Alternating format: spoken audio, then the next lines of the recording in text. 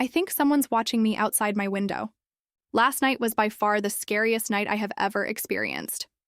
Like last time, I will start from the beginning. For weapons, my boyfriend Anthony has an old shotgun from his grandfather. The downside is that I have never shot one before and can't find any of my boyfriend's shells, but I do have a metal softball bat. I did order a security camera on Amazon. They should come in tomorrow afternoon. I closed all my house curtains so no one could see inside. Here's today's update. The night I noticed the man in my yard, I called the police and the officers came to my house. They looked around but didn't see anything out of the ordinary. It's been snowing in Utah, and they said if anyone were watching me, there would prints in the snow. They consoled me and said everything was all right, and I was probably imagining things. One officer said, "You're probably just feeling lonely and paranoid and seeing things that aren't there."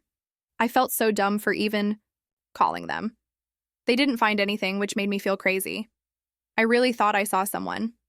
The last thing they told me was to call them if anything else happened, and they would get out to me when they could. Some help they were. I woke up this morning feeling unrested. I tossed and turned all night, and I couldn't get to sleep. I just felt this sense of unease, like someone was standing outside my bedroom window. I hate feeling like this in my own home. Work was even worse. I work at a local coffee shop, and I just couldn't focus. My whole shift, I just felt like I would see that man again. Anytime someone walked in with a hood on, it made my heart race. I messed up orders all day, giving people the wrong coffee or overcharging customers. My manager had to pull me off the register and have me just take inventory in the back. It was just one of those work days that you just want to go home and cry. When I got home around 7 p.m., all I could think about was taking a hot shower and curling up in bed. And that's where it all started. While I was washing my hair, I heard a faint knocking. I jumped a bit, but figured it was just my AC kicking on. It always makes a loud knocking sound. Then I heard it again. I paused and listened closer, and that's when it happened. The sound became louder and more rapid.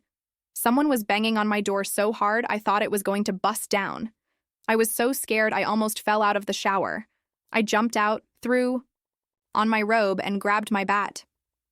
Tears running down my face, I pressed up against my door and said, "Leave me alone, I have a gun and I will use it." But they just kept banging and kicking my door. Now I know what you all are going to say. I should have called the police right away. Unfortunately, I wasn't thinking straight and everything was happening so fast. Out of panic, I called the one person in the world who always kept me safe, Anthony. The phone dialed and all I was thinking was, pick up, pick up, pick up. But there was no answer, but something strange did happen. In all the panic, for a split second, I thought I heard my boyfriend's ringtone through the door.